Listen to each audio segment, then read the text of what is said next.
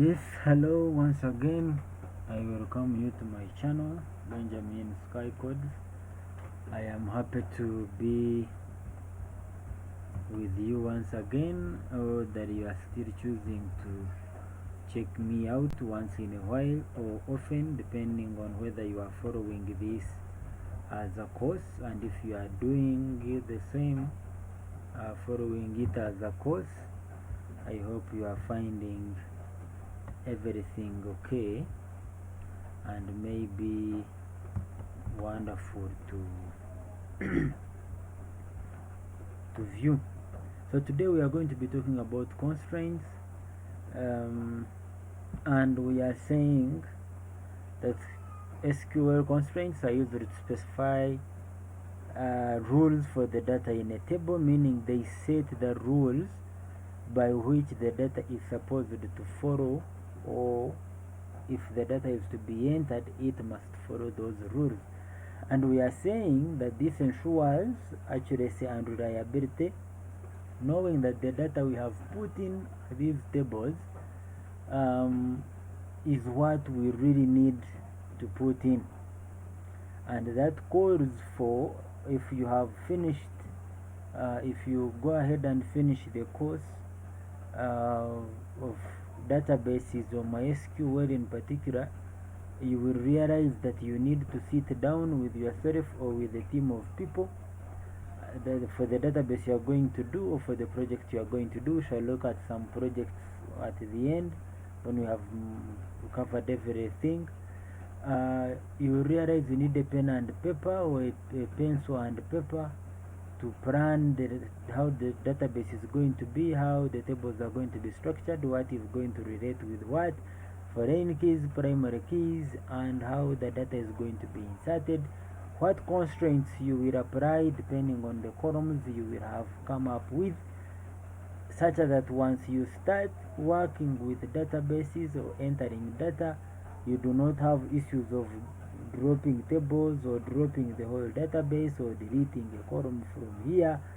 It needs proper planning. So we are also saying that in case the data is violated, especially if the constraint rather is violated, then it is not, the action is aborted.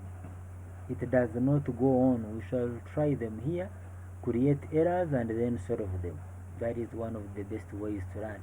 Instead of me sitting here and showing you everything working perfectly well, and when you reach on your computer, of which I believe you are now, because you cannot just run by viewing, then yours cannot work.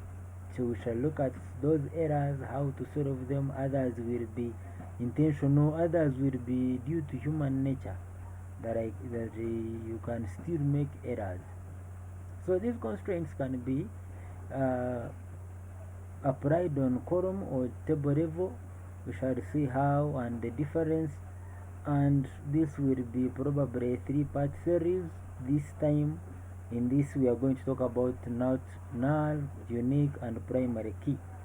We are going to talk about them in depth and look at almost each and every angle there is on those 3 constraints. Then later we shall look at foreign key, check, default, and then we shall look at create index, and so on and so forth.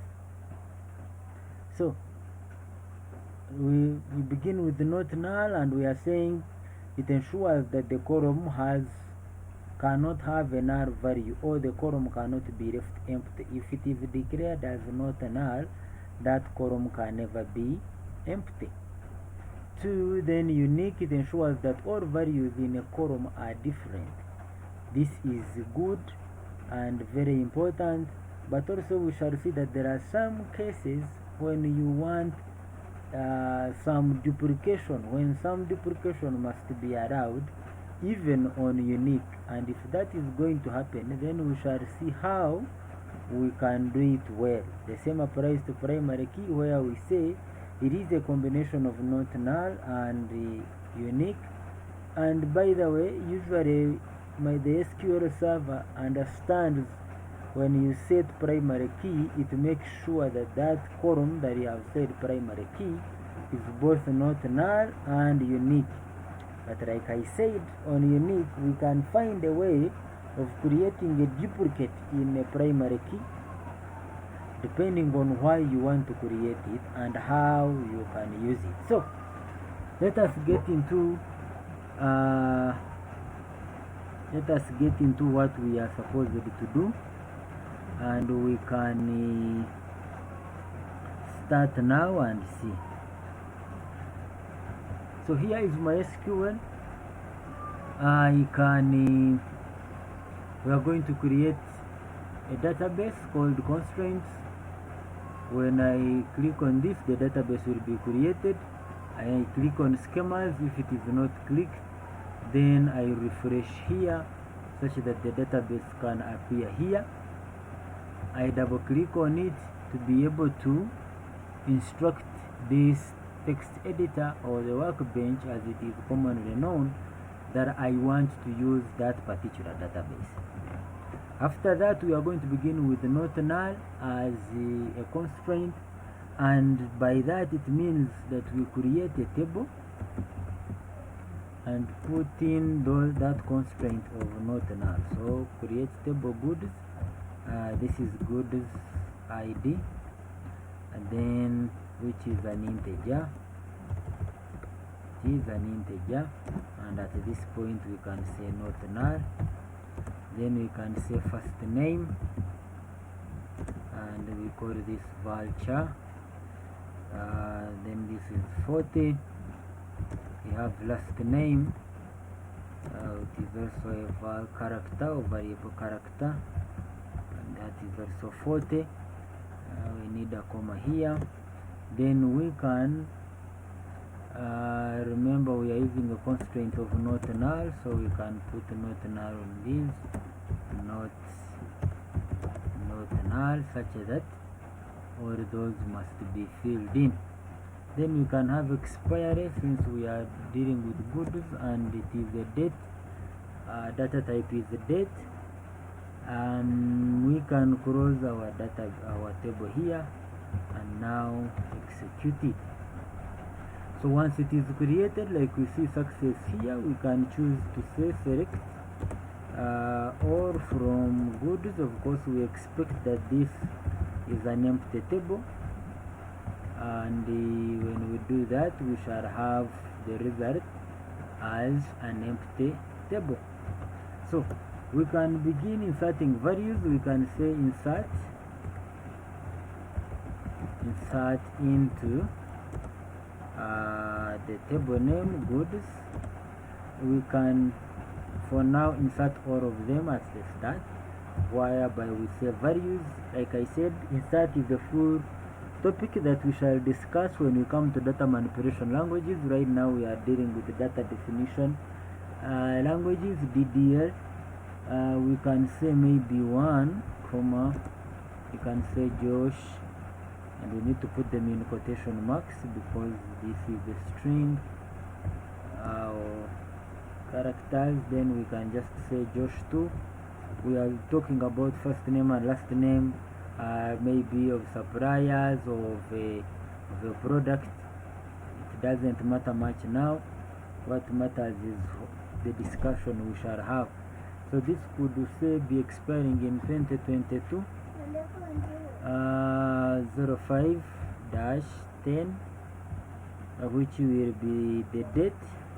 Then we can close this up here like this and terminate. So once we are at this point, then we can run it, and it is successful. If we select from goods, we shall see a value present. So now we can try to insert empty stuff, and we see we can call this. We are using, that is a way of using comments. You can say testing the NOT NULL constraint.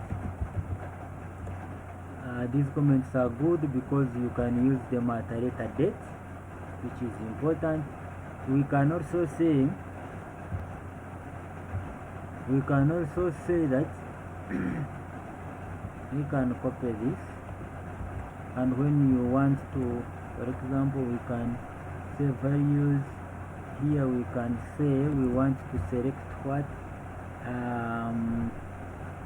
okay, goods. Okay, you can just leave it like this, and we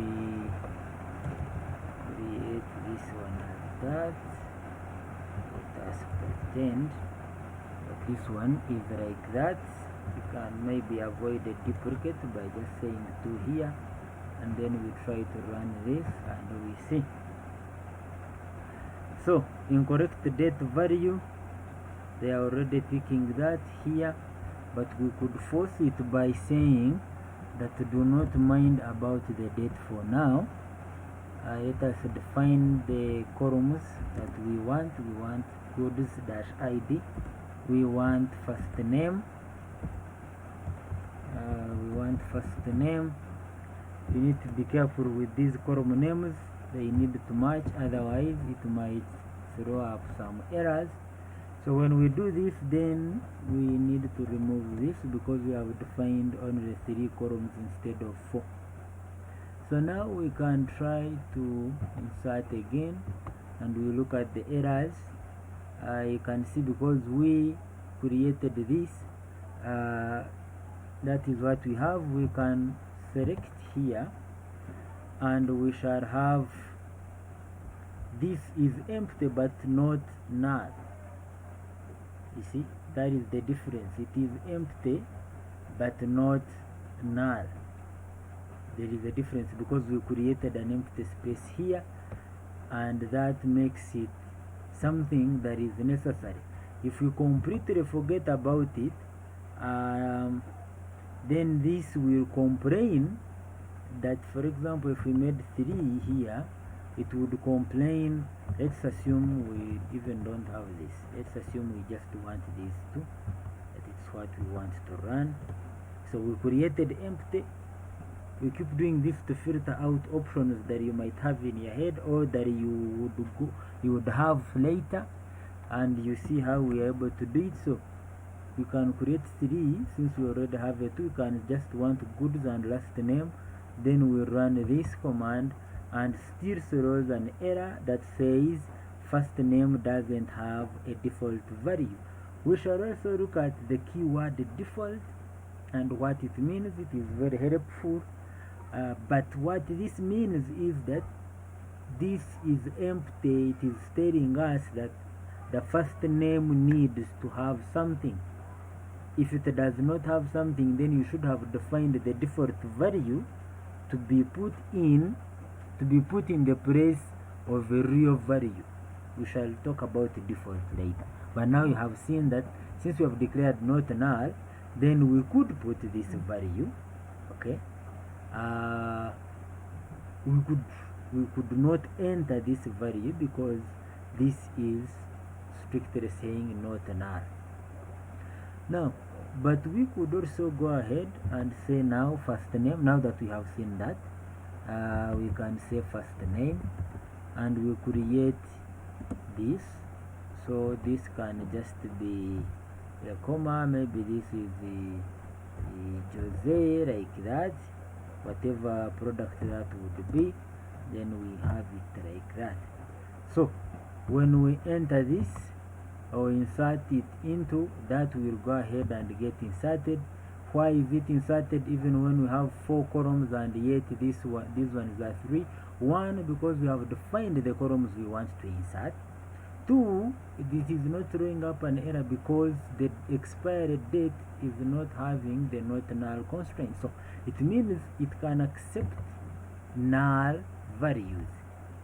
Okay, we shall see later some differences. So now let's assume that you are here and you would want to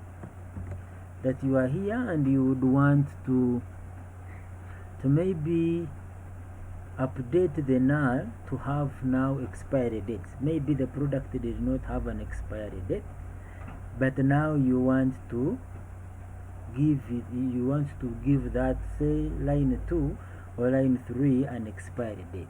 So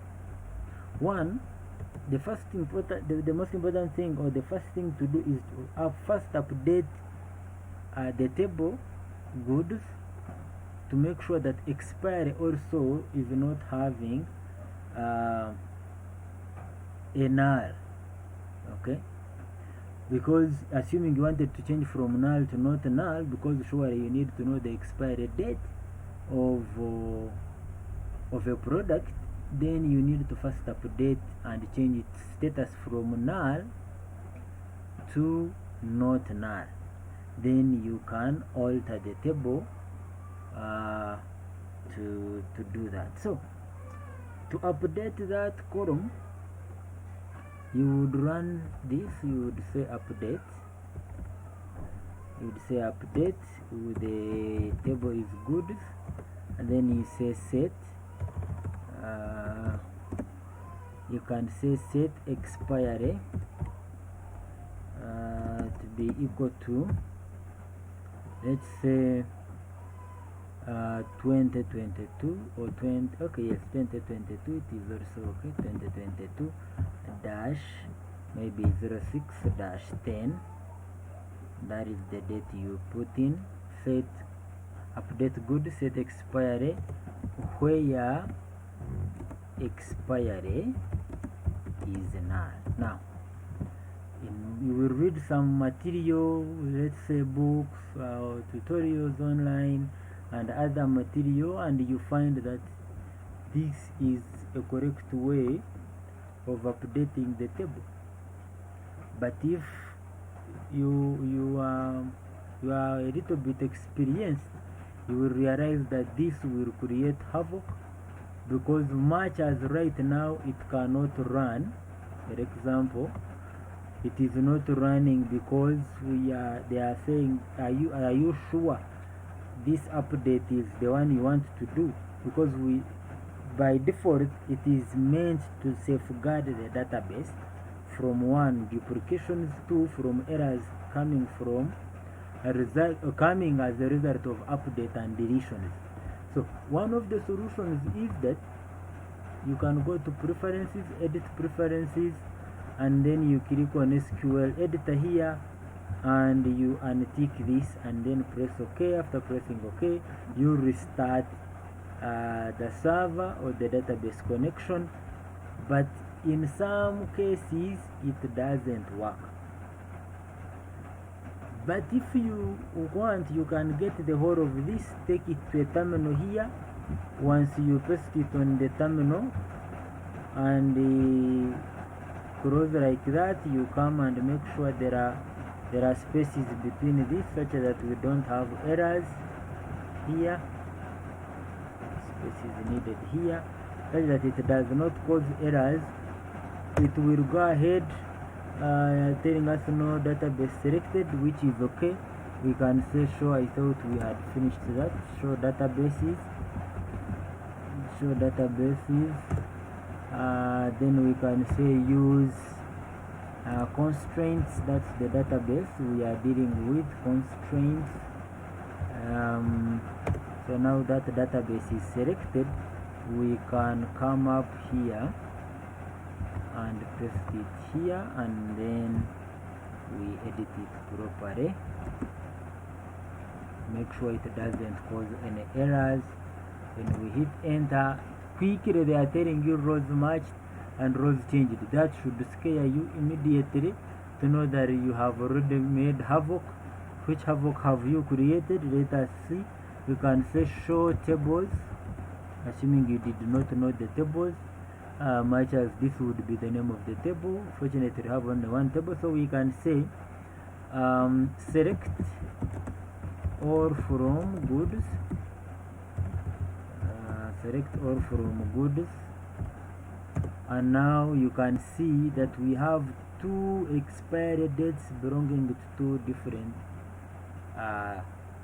products, which is an error already on our part. Why? Because it is almost unthinkable that different products have got exactly the same date, the same month, the same year.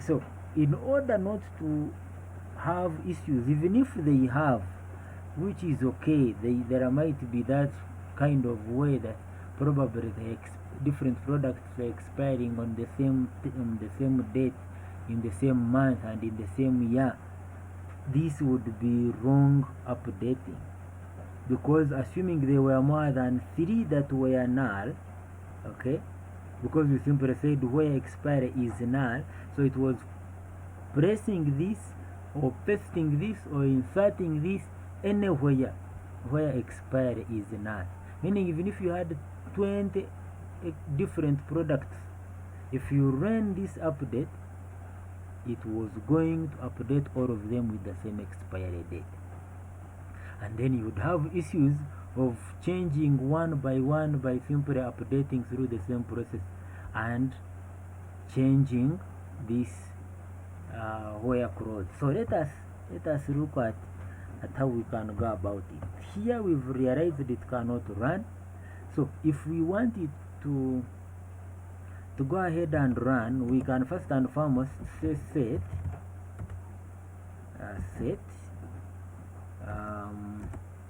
SQL underscore save underscore updates. Remember the S at the end equals 0.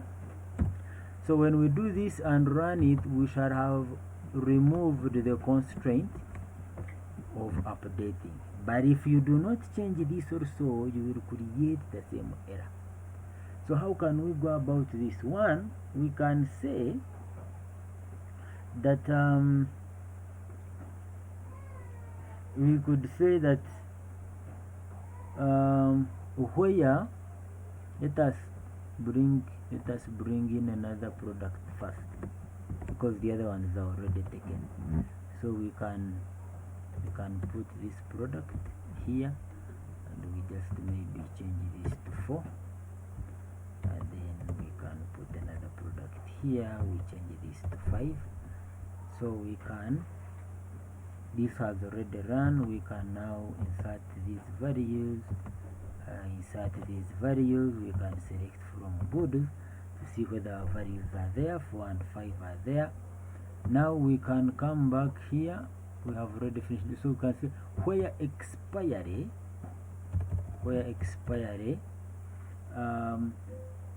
equals where not even expiry, we can use a key where goods dash ID, it should be underscore, goods underscore ID equals, let's say 4. Okay, so we are sure it, then we can change, maybe this is just this month, July. We are sure here we are strictly and only targeting that particular row. When we hit update here, it has accepted us to see to update now, since we have removed you can even see they are telling us rows matched 1 changed is 1. But it is also important that once you finish doing that, you quickly go back and set it to 1 again, such that next time you have some challenges, it will help you. So now we have set it back, and if we tried to run this, it would quickly throw up the same error of using safe update mode. So to me, that is a quicker solution. There are other solutions you can find. For example, you could combine an update here. You could say copy, you could put it here and then say update goods. Okay, update goods, set expiry, let's say Gomnana or August, and then we say where, put it in brackets here, we're going to give it 2 conditions to make sure we are very sure, where expiry, the column name, where expiry is null. Okay, and you see, then we close like that. So this would make sure that if these two are matching, then go ahead and update that area with, so we can change this to 5 because we have already worked on 4. can change that to 5, and otherwise it would cause duplication if we had set good ID to be primary key. But also I find that once we have activated once again the self updates, this update will still not be accepted. So what you have to do is to again remove the self updates like this, come back here and then update it, which will make it work. You can see it here. Then come back and set them once again, because they really help you to go back and internalize what you are trying to do and make sure you achieve that. So now that there is no null value, we can run here the update, or we can just pick it here, the select function that we had used. You see now we have our values here. Can put it up. So now that we don't have a null value, it is when we are allowed to alter the table and supply it with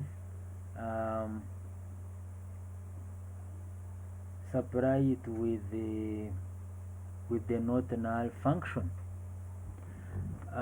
We can also create an error once again. Let us pick this for let us pick this for example, put it here and change this to 6, meaning we shall have created a null. Okay, run it here. We shall have created a null in our table. If we say select all here, we shall have created a null. Now let's attempt making sure that we set it to not null. We can say that alter table goods, modify. Last time we looked at alter again and modify was doing what we want. We say modify expiry not null. Okay, alter table modify expiry not null. It is informing us that not is not valid at this position, and it is talking to us about what it is expecting. We missed the data type, which was the date. Okay, which was the date data type, because we can use the same thing to change the data type. If we removed this, we would change this data type. We would change that data type. So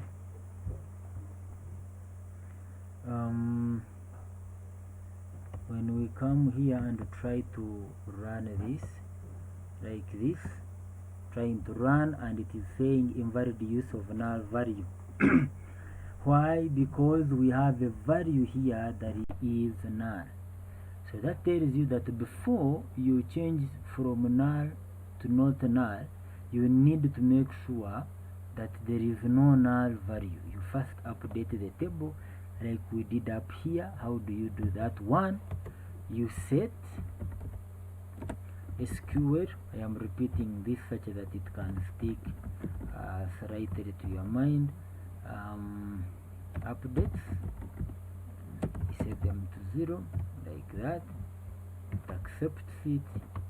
Okay, then you update it. You could say that update goods set expiry. You give the value maybe 2022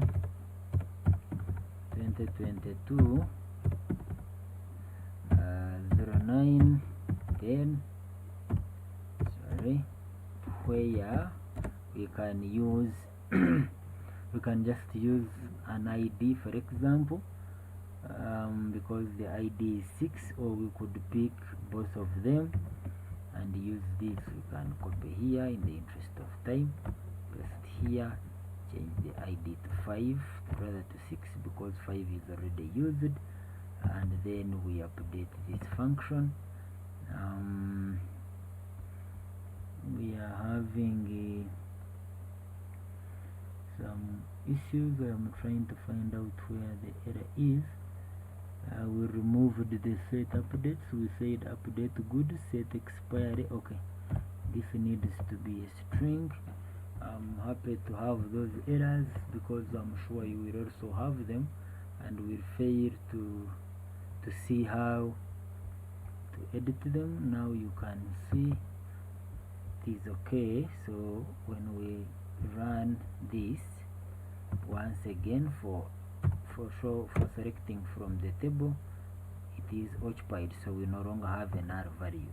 So quickly we can set our updates once again. Even if we run it from here, no problem, we can run it again, but the next time it warns us, which was good. Now we can modify our table, alter table, modify expiry, date, not null. Then we run it, and once everything is okay, it shows us that it is successful, and targeting duplicates 0 and record 0, so everything is okay. Now our date, our expiry is not null.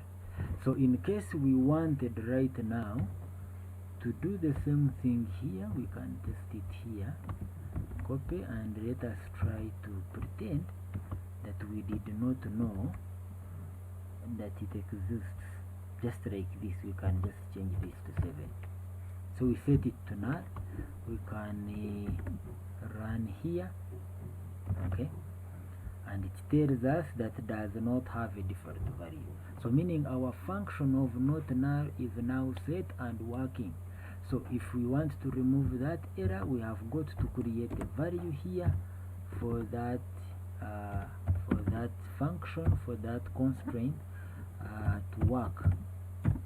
Then we can, now if we are using all the names, we don't need this.